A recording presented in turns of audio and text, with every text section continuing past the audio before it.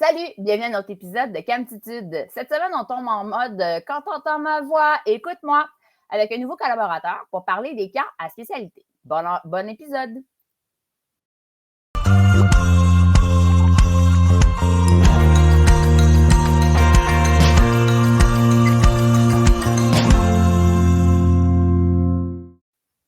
Oh là là, excitée de vous retrouver, je m'en suis mélangée dans mes mots.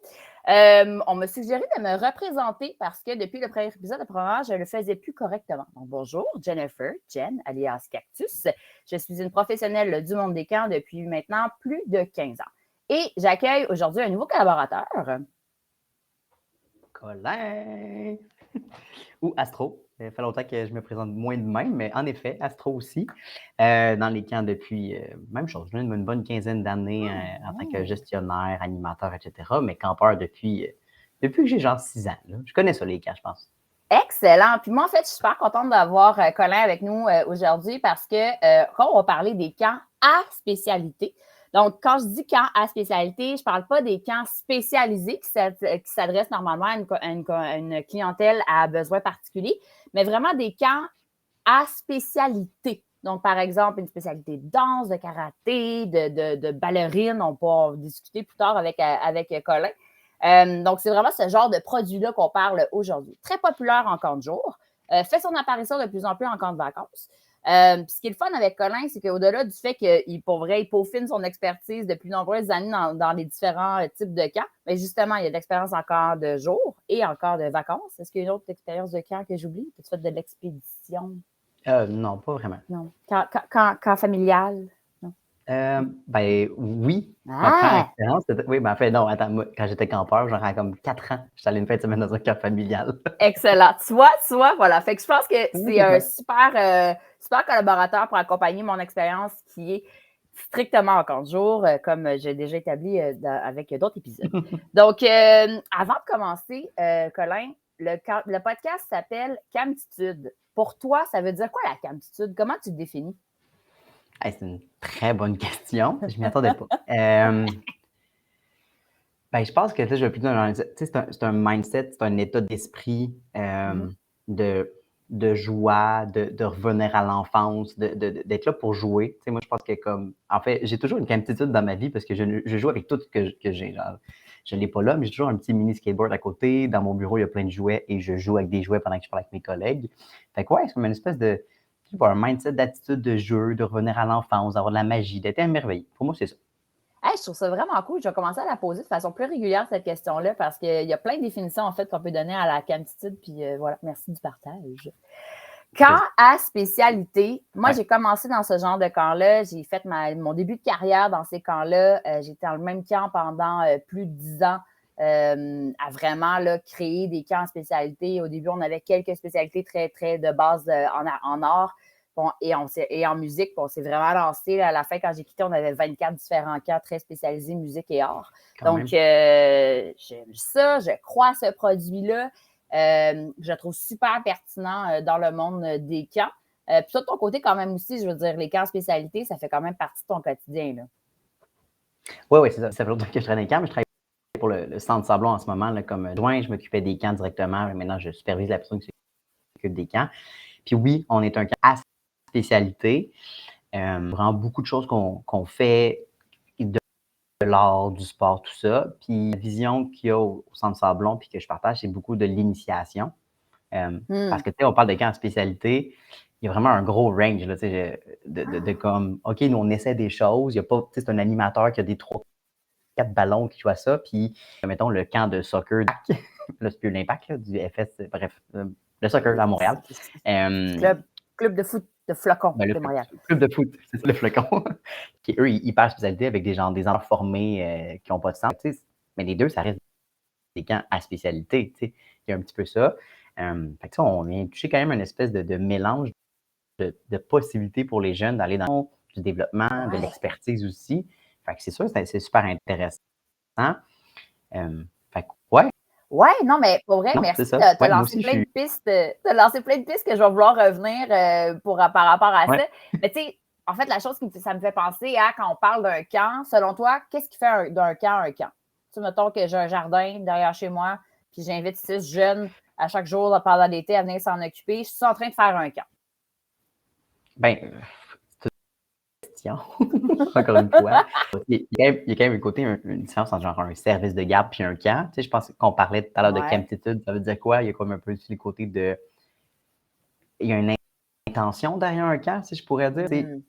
Puis encore une fois, là, ce n'est pas des définitions d'experts officielles, là, mais je pense qu'un camp, le but, c'est qu'il y ait quand même une intention en arrière qui est voulue, qui n'est pas juste de garder un enfant dans un milieu pour que les parents puissent les laisser aller. Un service de garde, un peu plus. Puis même là, c'est un peu dénigré le service de garde, il faut clairement plus que ça.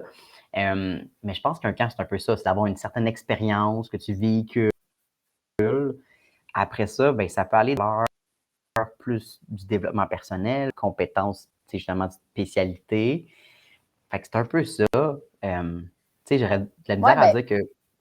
Mais pour donner des exemples, j'aurais de la misère à dire, je sais pas moi, un petit restaurant qui décide de partir un camp, malgré qu'ils n'ont peut-être pas toutes les bonnes normes, qu'ils ne font pas les bonnes pratiques, c'est quand même un camp, c'est un camp spécialisé, peut-être spécialisé, puis versus justement le camp super généraliste qui a quand même une spécialité magie faite par un animateur qui n'a aucune idée qu'est-ce qu'il fait. Je pense que les deux, c'est un camp à une mesure différente. Après ça, il y a un encadrement qui vient avec qui est nécessaire, mais je pense quand même que les deux, c'est un camp à spécialité, qui est plus spécialisé dans une seule chose, puis l'autre qui vient faire un peu comme j'expliquais de l'initiation.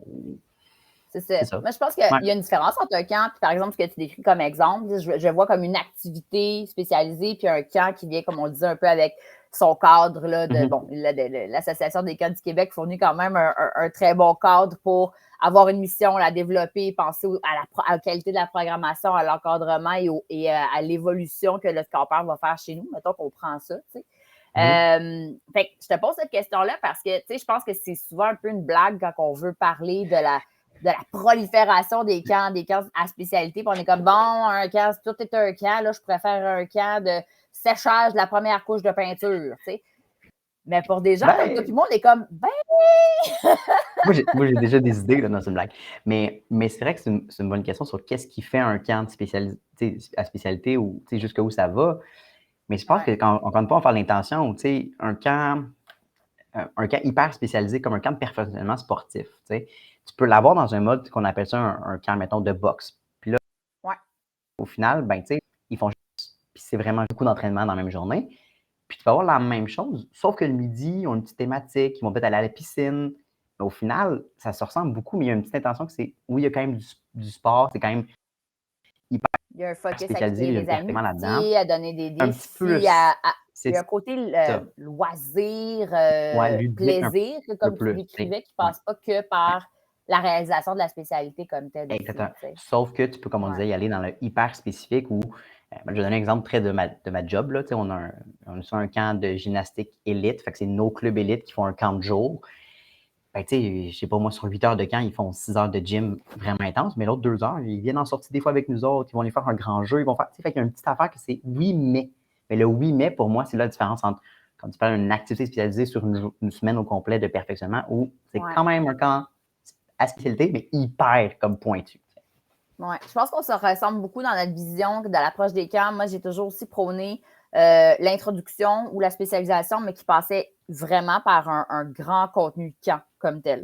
Mes camps plus spécialisés, là, quand j'étais au conservatoire de McGill, je veux dire, il y allait jusqu'à peut-être 4-5 heures de spécialité par jour. Ça, c'était mes ados. Mais le restant de la journée, il y avait l'activité du matin. On allait le midi sortir. Il y avait vraiment beaucoup de temps passé à vivre ensemble, à développer ces liens de confiance-là et ces expériences qu'il y a là. Je ne suis pas en train de dire que ceux qui font des trucs intenses ne le font pas, mais le focus, pour moi, était important de garder une balance comme telle. Puis quelque chose que, puis encore là, s'il y a des gens qui c'est ça leur camp, on n'est pas en mode vous mettre dans la bonne colonne, puis ceux qui sont dans la colonne X sont pas bons, là. Mais les camps qui servent à aller acquérir des certifications pour l'école aussi, en jeune âge, ça, c'est quelque chose aussi que moi, j'essaye un petit peu de personnellement et professionnellement, dans ce que je sers comme mission dans mon organisation, de ne pas nécessairement aller vers là non plus, parce que pour moi, si tu fais un camp de mathématiques qui te sert à avancer tes maths, c'est cool, mais ce n'est pas un camp pour moi. Tu vas apprendre quelque chose qui est... Non, mais là, c'est ça, tu sais, la ligne est comme ça. Puis ça va changer d'une organisation à une autre. C'est quoi la valeur qui est mise derrière? Mais pour moi, ça, c'est plus de l'école d'été, qui est le fun, qu'un vrai camp. T'sais. Oui, mais puis je pense que c'est là où ça peut être fait de texte de camp, mais mais c'est là où le mot, on comprend qu'on parle de la même chose, l'intention. Si tu as à rattraper tes mathématiques et tu le fais dans un organisme d'aide aux devoirs ou tu le fais, mettons, dans un centre communautaire qui a un camp de jour puis qui est un peu affilié où ton animateur est quand même là pour t'accueillir le matin, le soir, puis le midi, tu as une petite activité. Mais je comprends que ça reste que tu refais tes maths. C'est vraiment une spécialité ou c'est juste un rattrapage? Mais au moins, c'est fait dans un contexte peut-être plus le fun. Fait que je pense qu'il ne faut pas enlever ce type de choses-là, mais encore une fois, c'est plus le contexte qui est plus ludique que c'est-tu vraiment un camp. Là, c'est vrai que c'est plus la limite. Après ça, même peut-être des camps dans le même genre que si l'attitude est plus de t'améliorer, mais au final, c'est pas parce que tu as coulé, mais c'est parce que tu aimes ça. C'est encore touché. C'est bien. Je pense que ça touche pour moi au côté performance en camp. Ton point de vue des arts, tu sais, que comme il y a vraiment un niveau de performance des fois qui peut être assez élevé de demander que sport, que peu importe. Ça, c'est un autre sujet, par contre, je vais nous ramener sur le droit chemin de mes multiples questions, mais je le garde en note là-dessus. Tu sais, bon, c'est ce que tout pourrait être une spécialité. Je pense que pour des personnes qui sont un peu créatives, on a le goût de dire oui. Mais qu'est-ce qui, selon toi, fait un camp une bonne spécialité à offrir dans l'année, comme le bon moment, la bonne spécialité? C'est quoi les éléments importants à mettre là-dedans, à penser quand il y a une création d'un nouveau programme comme ça? Je réponds à la question, mais avant, selon moi, tout peut être une spécialité, absolument tout, si ça répond à ces critères qu'on va nommer. OK, c'est bon. Mais non, mais c'est ça. Je veux dire, on pourrait faire une spécialité bétonnière, là, puis tu sais, comme on apprend à faire du béton, puis ils font des structures de béton. Full. Il y a un spécialiste de béton qui vient, puis mon animateur, il s'appelle Simon, de la sculpture de béton. Je ne sais pas. Mais ça serait possible. Puis je ne vois pas pourquoi ce serait une mauvaise chose. Par contre, selon moi, une bonne spécialité, c'est quoi? Ça se base, je pense, sur ton milieu. Fait que tu sais, comme, qu'est-ce que ton camp ou le camp est capable d'offrir? Est-ce que ça dénature le camp ou ça fait avec la ligne directe? Ou justement, ça vient chercher plus? Et par exemple, beaucoup de camps sportifs font quand même un peu d'art, mais c'est pas commencé, c'est comme, hey, on a pris une décision. Mais tu sais, c'est un camp purement sportif, puis c'est juste, ça pogne cette année les arts, on va le faire nous autres. C'était pas le bon moment ou c'était pas la bonne chose. Est-ce que ça intéresse ton équipe? Oui, vas-y. Ben, en fait, oui, je vais comme intervenir à chacun de tes points. Je pense que là-dessus, c'est super important. Pour moi, il faut que ça soit lié à c'est quoi votre mission, puis c'est quoi que votre communauté est liée, comme comprendre votre mission puis veut offrir aussi. Mais surtout, dans le focuser, il ne faut pas perdre de vue le focus du c'est comment tu fais des choses, puis pas juste ce que tu fais qui va être intéressant à long terme là, pour nos campeurs, nos campeuses, puis les familles qui vont venir nous voir. Fait que je le trouvais quand même lié à ton point 1. Je te laisse maintenant procéder à ton point 2. C'est ça, parce que l'activité que tu vas choisir comme spécial ou le sujet, oui, c'est un sujet. Après ça, c'est comment on l'amène. On va revenir sur le béton, là, parce que c'est l'exemple le plus par rapport, et moi, je trippe.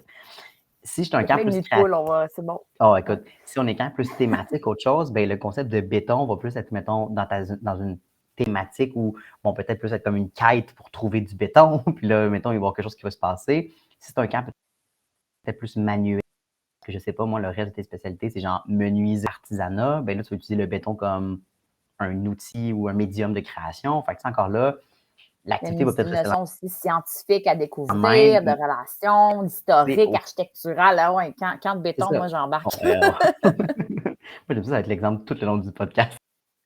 Ça va être le béton. Fait que ça va dépendre évidemment de l'intention là-dessus, l'intention, la manière que tu l'amènes, c'est quoi ton but. Après ça, l'activité en tant que telle ou le sujet peut vraiment être manié différemment. Tu sais, on le voit où dès que tu fais une petite veille stratégique de qu'est-ce que les autres camps font, tu te rends compte qu'on a à peu près toutes les mêmes spécialités, mais tu lis la description de la manière que ça amené, puis c'est vraiment pas la même chose. Je veux dire, camp de cuisine, tu regardes le camp de cuisine d'un autre camp, tu es comme, OK, eux, ils l'amènent de telle façon. C'est vraiment plus sur le, OK, préparer tes lunchs, ou découvrir tes aliments.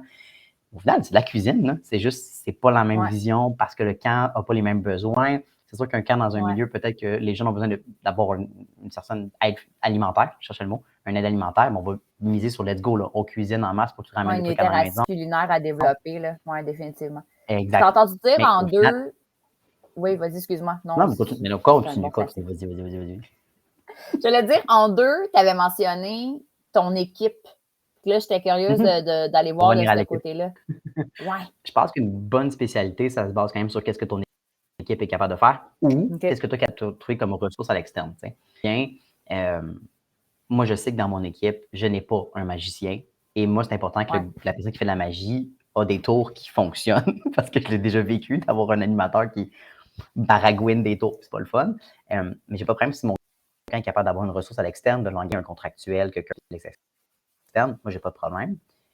Il faut quand même que je m'assure, si je vais la programmer, que j'ai quelqu'un qui fit pour le donner. Je sais que si je pars, mettons, du soccer, je suis capable de trouver quelqu'un dans une équipe qui joue au soccer. Il y en a toujours à chaque année. Si je suis capable de faire un petit sport, ça va. Fait qu'il y a cet aspect-là, mais il y a l'autre aspect aussi de dire qu'est-ce que mon équipe a envie de faire. Puis ça, c'est quelque chose que c'est un peu plus nouveau que moi j'ai, que clairement, je me base de trucs que j'ai entendus dans des discussions puis des séminaires d'échange. Puis de faire, moi, j'arrive, mettons, en novembre, il y a quelqu'un qui a une idée, une nouvelle spécialité, qui a envie de se lancer là-dedans, puis on l'épaule, puis lui la crée. Ça, c'est la meilleure spécialité au monde parce que la personne est motivée, elle a les compétences, toi, tu as le soutien, puis généralement, c'est créatif, puis ça fonctionne quand même un peu là-dedans. C'est ça. Ce genre d'idée-là, moi, je pense que ça démocratise l'idée des spécialités. On sort de la dualité très, très forte. En fait, triade, là, science, art, sport, on est comme souvent là-dedans. Fait que ce genre d'affaires-là, ça mélange plein de choses. Puis je pense que ça a beaucoup de bénéfices pour campeurs qui vont assister à ce genre de trucs-là. De comprendre, en fait, c'est quasiment comme une passion qui est développée en spécialité puis qu'on vit à travers, mais qui peut aussi exister sans, moi, l'exemple que je donne toujours à ma gang, c'est comme, moi, là, j'aimerais avoir à un moment donné un camp avion en papier. Tu gardes béton, je garde avion en papier, on va faire ça de même. Comme avion en papier, là, c'est tellement un skill magnifique. Bref, je pense que les gens vont comprendre qu'on est très passionnés par nos idées. Mais, fait que je comprends quand même, je pense qu'il y a des super bons éléments qu'on a ressortis dans cet élément-là. Est-ce que je voudrais nous amener peut-être un peu ailleurs? Est-ce que trop de choix, c'est comme pas assez? Tu sais, est-ce qu'on se met pas un peu dans la danger de suivre la dernière tendance? Puis on crée aussi une attente de la part de nos campeurs, notre staff, nos parents qui sont comme, c'est la même chose que l'année passée, ça doit pas être bon comme produit. Puis des comme, oui. Fait que des fois, je me demande si on alimente le fameux monstre, puis là, les familles, on vous adore. Mais des fois, en professionnel des camps, on parle du monstre parental qui est insatiable, on n'est jamais capable de tout vous nourrir. Mais c'est cette idée-là de peu importe le nombre d'idées qu'on va avoir, on s'est nous-mêmes mis dans une logique qu'il faut réinventer pour être encore pertinent. Tout à fait d'accord. Puis, tu sais, en plus du monstre parental, il y a le monstre de la structure. J'aime ça un peu à dire. Tu sais, mettons, tout dépendant dans ta structure, tu sais, c'est quoi tu fais comme rôle. Des fois, tu peux programmer, mais c'est pas toi qui dirige. Moi, quand j'ai commencé aussi, puis d'autres choses, puis des idées qu'on recevait, c'était comme, OK, il faut absolument une nouvelle idée de programme par groupe d'âge. Ça veut dire que tu as comme 4 nouveaux programmes par année, ce qui n'est pas problématique. Sauf quand tout va bien. Qu'est-ce que tu fais? Tu crées des nouveaux groupes, tu amènes une nouvelle idée, et l'espèce de place. La rotation, le nombre, tu sais, je pense que oui, tu peux avoir trop de spécialités dans un camp. En fait, c'est pas qu'il y en a trop, c'est que c'est un peu difficile de réussir tout ça de la meilleure des façons. Il y a toujours quelque chose que tu vas échapper à un moment donné. Tu sais, tu peux pas avoir, mettons, je sais pas moi, 40 programmes différents, ce qui est pas énorme non plus, constant, mettons, je sais pas moi, danse et mini-danse, puis danse, c'est pas comme 3 choses différentes si c'est pas la même personne qui le donne. Fait que, mettons, une quarantaine de programmes pour un camp d'à peu près 300 personnes, c'est pas illogique, mettons. Bien, sur 40, c'est impossible que tes 40 soient comme la perfection. Ça, c'est intéressant par contre, parce que moi, j'aime bien l'idée. Puis des fois, tu sais, j'étais assez honnête avec les parents là, quand j'étais au conservatoire de McGill.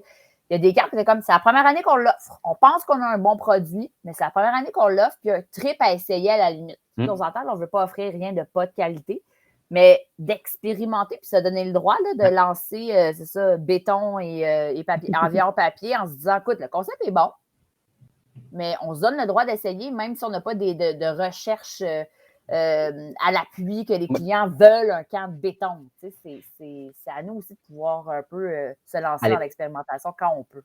Puis là, tu sais, je pense qu'il y a là où peut-être nos expériences divergent un peu, où tu sais, quand tu es à McGill, c'est un camp qui est quand même à spécialisé, c'est-à-dire c'est vraiment les arts, tu sais. Oui, et la musique. Le Centre Sablon, on est un camp. Ah, qu'est-ce que tu dis? Pardon, les arts et la musique. Les arts et la musique. La musique est dans les arts, mais la musique, c'est important. Au Centre Sablon, c'est un camp généraliste, principalement sportif, mais c'est même pas juste du sport qu'on offre. Donc, à ce moment-là, le parent, quand il arrive, il n'y a pas vraiment d'attente. Il ne va pas se dire pourquoi il y a un truc béton. Il va juste faire comme ils ont trouvé une idée, c'est une malade, let's go. Fait que, il y a moins cette attente-là des parents de mon côté.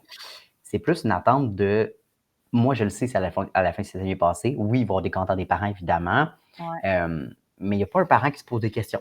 Généralement, ils lisent les choses puis ils s'inscrivent puis on verra par la suite. C'est bon, ça. C'est que cool comme communauté. Ouais. oui, mais c'est qu'on parlait aussi après ça, tu sais, le fameux range, là, l'échelle un peu des camps hyper spécialisés, un peu généralistes, l'initiation.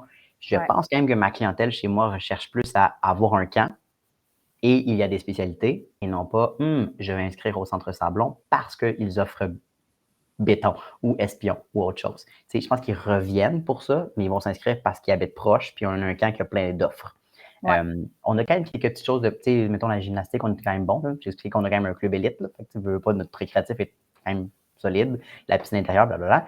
Mais tu sais, c'était 3 programmes sur nos 40. Après ça, on a un camp régulier à travers aussi, tu sais, parce que on a aussi un camp normal, là, où on fait un peu de tout. Ça vaut tellement la peine d'exister et de Ben oui, vivre évidemment. de tout ça. Ouais. On parlait de justement le type de camp spécialité, pour nous, ça vient bonifier le fait que c'est le fun, une semaine où c'est plus relax, ça coûte moins cher, évidemment, pour les parents. Il y a des avantages aussi, veux pas avoir ça. Ouais. Puis après ça, tu as les semaines spécialisées que tu décides d'avoir ou pas, avec un niveau de prix, etc., etc. Ouais, pour revenir à ça, c'est un peu nous qui nous mettons la pression d'avoir une espèce de grand choix qui fit. Puis, tu sais, comme là, justement, cette année, bon, post-COVID, etc., on reprend des idées qu'on n'a pas refaites. Nous, notre défi, ça a été, mais on choisit quoi, là? Parce qu'on avait peut-être 15 idées qu'on n'a pas pu mettre dans notre programmation. Ça, c'est quelque chose que je me questionnais. Tu sais, qu'est-ce que tu vas choisir ou qu'est-ce que tu laisses aller comme. Quand j'ai commencé, on laissait aller les choses qui n'étaient pas pleines, parce que, tu sais, mettons, à 10 participants. Mais là, avec la demande de camp, il y a bien des parents qui s'inscrivent dans n'importe quel programme pour avoir une place. Fait qu'à ce moment-là, je ne pense plus que le nombre d'inscriptions fonctionne encore. Évidemment, tu sais, un camp que, je sais pas, moi, ça fait 2 ans que c'est pourri, puis tout le monde nous le dit, on ne va pas continuer. Mais tu sais, là, c'est très personnel. Moi, j'ai une vision de toujours de 3 ans. Toujours 3 ans. Au début, Faut on donner la commence. chance au produit. Ah oui. On commence, c'est toujours la même chose. Puis, je me souviens dans tous mes projets. On commence, on améliore, puis on pérennise. Fait qu'après ça, on est bon pour le long terme.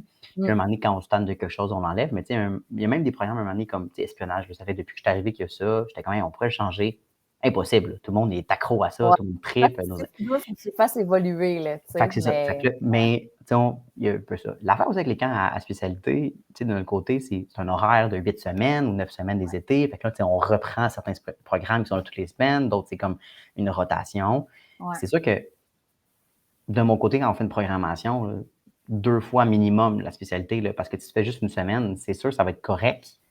Mais tu sais, fait que c'est un peu pour ça aussi quand on parlait de prioriser, comment tu choisis, j'essaie toujours de mettre 2 à 3 fois la même spécialité dans l'été.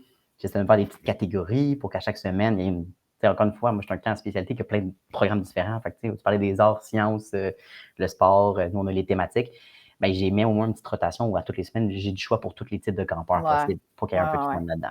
Clairement. Je pense que de notre côté, tu vois, ce choix-là, c'était très conscient de le faire par rapport à qu'est-ce qu'on avait décidé qui était un programme qui était peut-être pas super populaire, mais qui répondait exactement à ce que notre mission et notre communauté avaient besoin. C'était pas toujours juste jugé par la popularité du programme. Fait qu'on était capable d'avoir le privilège de s'offrir un peu ça. Tu sais. Je pense à des camps qui étaient soit moins dispendieux ou qui exploraient une spécialité qui allait être peut-être un peu plus accessible dans le grand sens du mot. Peut-être là que j'aimerais nous amener avec le temps qui file, dear Lord, pour parler du principe d'accessibilité quand on parle des camps spécialités. Je pense qu'on a parlé un petit peu de l'aspect monétaire, mais tu sais, accessibilité, ça veut dire plein d'affaires. Fait que, tu sais, un peu ce qu'on s'attend d'un camp spécialité, c'est que c'est plus cher que, là, je dis en général. Ça va être plus cher que les autres camps. Je vais être très honnête ici, puis s'il y a quelqu'un dans le monde des camps qui n'est pas d'accord avec mon statement, s'il vous plaît, allez nous répondre pour qu'on fasse un part 2 avec vous. Il y a aussi souvent l'intention de, je vais utiliser peut-être un mot qui va heurter les oreilles, mais de vache à lait. Genre, regarde, les spécialités, ça fun bien. Si on va charger plus cher, c'est là qu'on va aller faire plus d'argent, parce qu'on s'entend, les camps, peu importe notre core de choses, l'argent est un point qu'il faut en faire pour être capable de rémunérer et de continuer à faire nos choses. Donc, au point de vue de l'accessibilité, est-ce que les camps spécialités, selon toi, sont aussi accessibles qu'ils pourraient l'être? Grosse question, pas du tout tendancieuse. Ben là, ils pourraient tous être plus accessibles, évidemment. Non, mais je comprends ton point. Mais je pense qu'il y a des belles façons de faire à des endroits aussi, tu sais, où ils n'ont pas un camp général, ils n'ont pas comme un programme généraliste, genre avec juste let's go, allons dans le parc à la piscine, où ils ont quand même une intention de spécialité. Là, tu sais, c'est genre le camp super sport. Puis c'est le même prix que, mettons, leur camp régulier, mais ils font juste du sport, mais ils n'ont pas Ouais. d'équipement super spécialisé, ils n'ont peut-être pas un entraîneur sur les animes. Fait que, je pense qu'il y a quand même des endroits qui trouvent une solution justement pour qu'il n'y ait pas une trop grande différence entre leur camp régulier, qui est quand même une spécialité juste peut-être un peu moins wow. Puis après, ben, Ouais. wow, si l'animateur est vraiment bon aussi. Ouais. Ni l'autre chose. Après ça, il y a plein de façons de faire aussi. Il y a des choix en tant qu'organisme et en tant qu'organisation de est-ce que tu mets toutes tes spécialités au même prix, même s'ils ne valent pas toutes la même chose pour être plus accessible, justement. Est-ce que tu viens il y a certains cas, c'est genre, tu peux avoir comme 10 tarifs différents parce que c'est vraiment combien me coûte mon spécialiste, combien me coûte mon matériel. Il y a plein de choix. Moi, j'avoue que je suis un fervent melting pot, là, dans le sens que comme après ça, il y a quand même des limites là, à ce qu'on peut faire, mais si tu vraiment au campeur de payer un peu plus cher parce que mon spécialiste me coûte plus cher cette année ou parce que j'avais plus de matériel, j'ai dû en racheter, il est comme. Ouais. Mais en même temps, ma vision très humaniste des camps, là, qui est comme, idéalement, si tu peux me valider dans un camp gratis, j'aimerais ça. Mais oui, je pense qu'il y a quand même des façons de faire. Après ça, j'imagine que ça dépend de la réalité. Si en arrière, tu as du financement, c'est pas grave si t'es plus cher, si le parent qui en a besoin, en a besoin. Ouais. Mais je pense qu'il ne faut pas aller dans un mode où tes spécialités, c'est comme ton élite. Ça, je pense que c'est facile de s'en rendre compte, de rentrer là-dedans où. Vraiment. Ouais. Tu sais, un exemple, là, il y a des C3S ou des CIUS qui vont envoyer des jeunes. Souvent, ils n'ont pas le budget. Fait que là, ça tombe dans tes camps réguliers. Après ça, tu as un organisme qui te réfère sur un camp régulier. Tu as une famille. Fait que là, finalement, dans ton régulier, tu as tous tes jeunes qui, c'est peut-être déjà plus difficile pour eux socialement. Soit c'est des jeunes qui amènent des petites difficultés. Puis dans ta spécialité, ben, tu as celui qui va à l'école privée qui peut se payer un camp 8 semaines de taekwondo. Puis, regardless de la position de la personne aussi, je veux dire, c'est le fait que le truc par intérêt ne peut pas fonctionner pour eux parce qu'ils sont attachés à un certain montant. Oui. Puis là, si on rajoute une autre couche, en fait, d'accessibilité, quand on parle, par exemple, des campeurs à besoins particuliers ou à besoins différents, bien ça, c'est un autre questionnement aussi. Il y a beaucoup de spécialités qui, on ne pense même pas à cet élément-là parce que ben, on ne veut pas bloquer nécessairement notre processus, mais quand même, je pense que c'est intéressant aussi si on a un campeur qui vient chez nous avec des besoins particuliers, qu'on sait qu'il va être accompagné par, chez nous, on les appelle les compagnons, je ne sais pas chez vous, c'est accompagnateur. Voilà, accompagnateur, accompagnatrice. Ben, il faut, je crois aussi, c'est notre responsabilité pour tenter de rendre les camps les plus accessibles possibles dans ce sens-là aussi, de faire le travail d'adapter certaines spécialités, puis de voir qu'est-ce que ça peut avoir l'air. Puis ça, je pense que c'est important de le nommer que la réputation, tu l'as mentionné, je pense, des camps spécialités, c'est que c'est plutôt cher. Mais tu l'as nommé le fait que c'est sans s'en rendre compte, en fait, qu'on crée parfois un peu des classes de clients. On croit à notre produit, on veut faire vivre notre mission, mais ces camps-là ne sont pas disponibles pour tout le monde. Fait que c'est un élément, je pense que n'importe quel camp à spécialité doit se positionner honnêtement puis se questionner sur comment il veut gérer ça dans le futur. Ouais. Après ça, il y a plein de questions que tu te poses, puis tu peux quand même pas y répondre non plus. Il y a plein de contraintes, mais je pense que c'est pas un mauvais réflexe de se poser la question. Est-ce que c'est possible pour eux de participer? Est-ce qu'on s'en rend compte que c'est plus difficile? Je veux pas, les gens sur le terrain, ils s'en rendent compte quand c'est plus difficile dans certains groupes que d'autres, justement certaines spécialités. Mais en même temps, des fois, c'est niaiseux, mais tu peux avoir un camp en catag, juste des petits gars très, très rough qui veulent vraiment jouer. Ben, c'est des fois peut-être quand même plus difficile que le camp que des jeunes de plein d'organismes parce que finalement, eux, ça fonctionne bien parce qu'ils s'entendent bien. Il ne faut pas non plus généraliser, mais se poser des questions, c'est sûr que ce n'est pas une mauvaise chose par rapport au prix, par rapport, on va revenir, je ne sais pas, un exemple de camp, je n'ai pas en tête, là, mais c'est tout de l'initiation, sauf un programme qui est hyper élite, mais il n'y a pas le palier pour se rendre là. Fait que le jeune, il faut qu'il soit déjà là, où on offre un camp de jour, OK, parfait, mais en même temps, dans l'année longue, tu offres un programme, puis il continue. Fait que tes jeunes, ils voient en disant « Ah, j'aurais tellement aimé ça, faire du béton, mais il fallait que j'aille déjà mes cartes de bétonnier. » C'est un mauvais exemple, encore une fois, sur le béton. Mais ça arrive. Puis des fois, on ne s'en rend pas compte non plus, où… Non, c'est ça. Nous, on a déjà, par exemple, donné du vélo, randonnée vélo.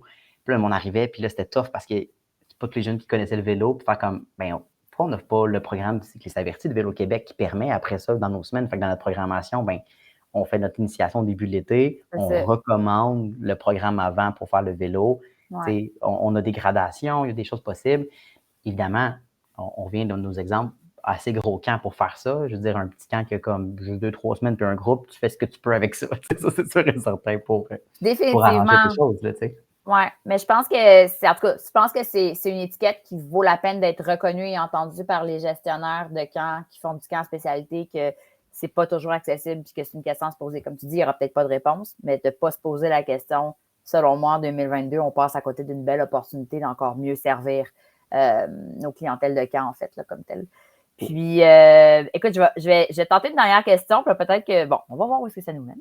Ah oui. Je pense que des fois, dans notre désir de vouloir soit rester super proche de la tendance, soit vouloir rester super proche des intérêts de nos animatrices, animateurs et un mélange de tout ça, on perd encore un peu de vue que dans certains camps spécialisés, on s'approche beaucoup de l'appropriation culturelle. Ce que je veux dire par là. Oui, aiguille ta question. Parce que... Ce que je veux dire par là, c'est dans le principe le plus de base de l'appropriation culturelle, où est-ce que, par exemple, OK, puis là, honnêtement, je lève ma main, on le fait chez nous, puis on pense à comment sortir de là, fait que je suis pas en train de... danse hip-hop urbaine qui va être donnée par une personne blanche, où est-ce qu'il n'y a pas de mise en contexte de à quoi sert ces danses-là, d'où est-ce que ça vient, comment ça a évolué, c'est quoi l'importance que ce mouvement-là peut-être eu pour les communautés de personnes noires et autres personnes. Là, tu es en train de monétariser, de faire de l'argent avec quelque chose qui peut appartenir, qui a été réclamé par une communauté en particulier, sans nécessairement faire l'effort, en guillemets, de peut-être trouver la personne plus diversifiée pour venir le donner, ou si ça, c'est pas possible pour toi, ben, d'inclure dans ton camp une base d'éducation de où est-ce que ça vient, comment, puis de reconnaître qu'on est peut-être là. Je prends un exemple très précis, là, tu comprends? Mais il y en a plein là-dedans, des choses, des fois, on ne sait pas trop, mais on est comme graffiti art urbain, puis je suis bien dans les exemples d'art, tu vas dire, mais il y a cette notion-là de sport aussi qui viennent techniquement d'un processus culturel assez important. Tu sais, je pense un peu à la capoeira, par exemple, des choses comme ça. Fait que, est-ce que, où est-ce que tu te positionnes par rapport à ce questionnement-là chez toi? Est-ce que c'est quelque chose qui a déjà été comme présent dans vos réflexions ou une belle petite dernière pour toi, Colin? Écoute, non, on n'a pas tant réfléchi, mais je pense qu'il y a c'est parce que, c'est une grosse partie de réflexion en dehors des camps sur l'appropriation dans cette activité de découverte aussi, tu sais, où est-ce que ça a partir d'un énorme débat sur l'accessibilité de certaines activités qui mènent à la réflexion ou faire la réflexion avant de mener l'activité. Tu sais, là, on parlait justement un tour de danse hip-hop. Qui n'est pas un grand exemple où je comprends qu'il peut y avoir une certaine appropriation pour certaines personnes. En même temps, c'est pas le sujet le plus sensible non plus dans plein de cultures. Là, tu sais, on s'entend. Je prendrais peut-être la capoeira. Mettons, tu sais, comme la capoeira fait par quelqu'un, tu sais, qui a comme aucune idée c'est quoi vraiment et qui pense que c'est une danse qui a aucun... Tu sais, mettons quelqu'un d'insensible. Je pense que oui, à ce moment-là, c'est vrai qu'il peut y avoir des insensibilités. Puis encore une fois, c'est une question de, oui, se poser des petites questions. Je pense que quand c'est pas mal fait, avec pas une mauvaise intention, je pense que juste de se ramener puis d'être à l'écoute de si jamais il y a quelque chose qui se passe ou il y a un écoute, je pense que c'est une bonne chose. Je vais revenir à, est-ce que moi, un animateur ou une animatrice dans mon camp, pourrait donner la capoeira? Non, parce que, à moins que quelqu'un dans mon équipe fait comme, oui, j'ai fait ça avec telle personne, puis il veut pas, c'est des écoles, c'est souvent un peu, tu sais, ça ressemble beaucoup à des trucs d'arts martiaux aussi, là, tu sais, comme, il y a un maître, etc., il y a une culture, ça part souvent de, justement, tu sais, comme, au Brésil, il y a telle école, ils ont leur petit endroit partout dans le monde, fait que, à ce moment-là, j'ai quand même la confiance qu'il connaît les choses un petit peu, ça va. Tu sais, si moi, j'arrive en disant, voici la capoeira, faisons, tu sais, je fais les mouvements de base. À ce moment-là, est-ce que moi, je me sentirais mal de le donner? Peut-être pas dans un mode où je vais pas aller trop loin, puis on est comme, let's go, on essaie quelque chose, ça fait découvrir, puis en même temps dire, mais oui, c'est sûr que je vais pas dire, c'est une danse qui vient des États-Unis, tu sais, je veux dire, je pense qu'il y a quand même moyen de dire, oui, ça vient du Brésil, je fais pas au courant de tout. Oui, mais on s'entend, il n'y a pas de perfection à aller atteindre, là, right? Puis cette réflexion-là, chez nous, elle est venue par quelqu'un de notre équipe qui voulait vraiment nous faire prendre conscience de ça. Mais moi, elle venait de ce que j'entendais beaucoup dans le milieu des camps de vacances, qui ont beaucoup mis en lumière leur appropriation culturelle qui avait été faite autour des noms choisis, des activités qui étaient faites, qui appartenaient à des communautés. Tu sais, puis là, on s'entend que c'est très ancré. Fait que là, comme pas que je suis comme, c'est quoi la version qu'un jour de ça? Mais un peu quand même. Tu sais. Puis je pense que surtout quand on va dans la spécialité, c'est qu'on accroche déjà un mouvement social qui est en route de faire, voyons, j'ai le mot en anglais, de commercialiser quelque chose de précis qui est trendy, mais comme ça va plus creux que ça. Tu sais, je suis pas en train de dire que tout le monde, il faut qu'il y ait ce niveau d'analyse-là, mais je pense que c'est à considérer quand même quand on fait des choix. C'est sûr, tu parlais, mettons, des camps de vacances puis des camps de jour, tu sais, le lien, c'est sûr et certain qu'un nom d'un programme qui a une connotation qui n'a aucun rapport, puis justement, c'est de l'appropriation, je suis vraiment d'accord. Il y a des changements à voir. Après ça, encore une fois, si on va reprendre de certains exemples, j'ai pas un exemple où je me dis, ça, c'est un trend que j'ai vu. OK, j'en aurais un. Mettons, une confection de vêtements traditionnels autochtones donnée par quelqu'un qui n'est zéro autochtone, parce qu'en ce moment, il y a un gros trend, puis c'est bien correct, là, de justement TikTok de femmes autochtones qui montrent les vêtements qu'ils font, puis là, ils reprennent leur culture, puis ils remontent la beauté de ça, qui est incroyable. Ouais. Ça serait de la grosse appropriation si on le ferait avec aucun contexte, parce que c'est un trend. Après ça, si ça fait 50 ans qu'il y a des activités de hip-hop partout, de nommer c'est quoi, je pense que c'est bien, de dire je vais arrêter de le faire parce que je ne suis pas sûr que c'est la meilleure façon. Je pense qu'il y a quand même une fine ligne de dire. Je pense que ma question n'était pas tant dans l'arrêter, mais comment le faire, le transformer et l'amener à un autre niveau. T'sais. Mais c'est sûr que c'est vraiment une question de en ce moment, c'est quoi les choses à faire. Je pense que oui, c'est une bonne question. Tu me fais réfléchir, je vais regarder. Mais je suis peut-être plus quelqu'un dans la vie qui a cette attitude-là de essayons, surtout pour des jeunes. Tu vas découvrir quelque chose, tu n'auras peut-être pas toutes les bonnes informations. Mais moi, mon but, c'est pas de faire de l'argent de base. C'est sûr que c'est ma vision où est-ce que, tu sais, comme, oui, on a un camp, il faut faire de l'argent, il faut que ça roule. Il y a quand même des prix qui associent à son activité. Mais après ça, je fais pas, je fais de la danse hip-hop parce que ça pogne. Je fais de la danse hip-hop parce que c'est le fun, puis que les jeunes vont bouger. En plus, on donne un exemple qui n'est pas le plus gros, là, mais tu sais, je donnerais quelque chose d'un peu plus sensible. Je ferais, c'est intéressant. Fait que vu que cette attitude-là est là dans ma réflexion, je me dis, si, mettons, justement, revalorisons justement, mettons, je sais pas moi, l'art autochtone. Ben, c'est sûr que c'est dans un but où est-ce que je veux que mes jeunes en apprennent plus et non pas parce que je veux que je fasse de l'argent. Fait que j'irai chercher un spécialiste qui aurait comme ce background-là, j'imagine. Ouais, super. Non, mais t'as comme, tu sais, le but n'était pas j'avoue que j'ai posé une question, mais on s'entend. Je voulais t'entendre réfléchir à voix haute là-dessus parce que. Tu peux pas mettre moi sur le spot, là. Je sais que c'est pas ça le point, là. Je m'auto-mets sur le spot parce que je suis comme pas tant de réflexion tout le temps là-dessus. Non, mais c'est parfait, puis ça sert aussi, je pense, à ça, vraiment, ce podcast-là comme tel.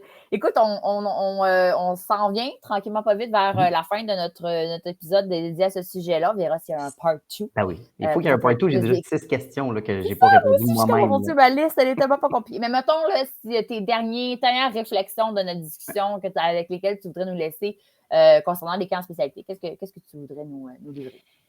Ben, moi, je pense qu'une des choses, là, c'est comme une réflexion, là, mais c'est un peu je pense, un point de réflexion à avoir quand tu en fais. C'est un peu plus ça, le point.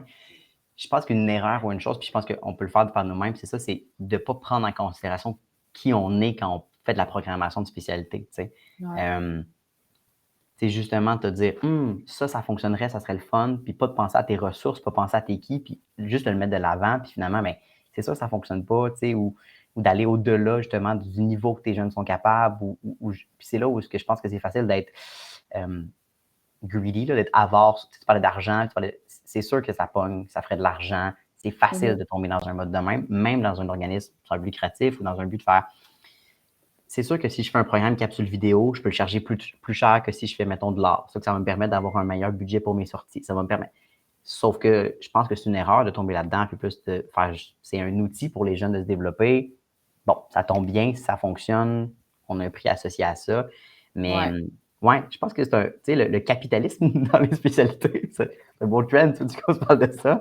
Mais honnêtement, c'est un peu ça, je pense, l'élément sous-tend. Je pense que les camps, moi, ce que je me laisse comme réflexion là-dedans, c'est que veux pas, on est dans un monde capitaliste et quand on font partie, peu importe notre statut, il y a une notion d'argent et de rapporter et de coûter d'en être conscient puis de savoir c'est quoi les choix actifs qu'on peut faire pour tenter de quand même donner ces opportunités-là incroyables tant à nos campeurs, à nos campeuses, on en parle un peu à nos staffs, aux membres de l'équipe qui, comme pour vrai, là, mon amour avec nos camps, vont rester travailler plus longtemps avec nous parce qu'ils ont la chance de se développer avec une spécialité.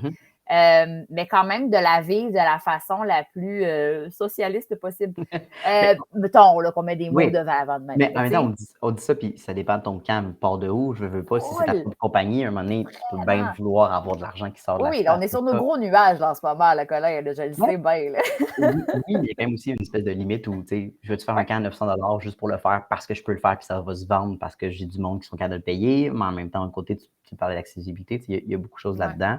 Tu sais, on parlait d'accessibilité, tu parlais de camp de vacances qui vont avoir plus de spécialités, puis ça, c'est un bon point qui pourrait être un part 2, tu sais, c'est, Non, part two for sure. tu Part two sais, for sure, parce que moi aussi, ce que je remarque dans notre conversation, qu'on n'a peut-être pas, on a un peu légèrement, t'en as un peu parlé, c'est la mixité aussi de nos camps. Tu sais, que oui, quand comme on a parlé un peu, là, qu'on s'en vient avec des classes différentes de jeunes, mais ça, comment ça sert à notre mission, puis d'en être conscient ouais. aussi.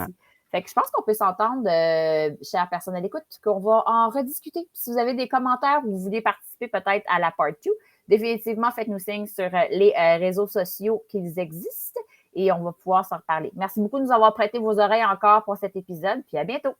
Bye!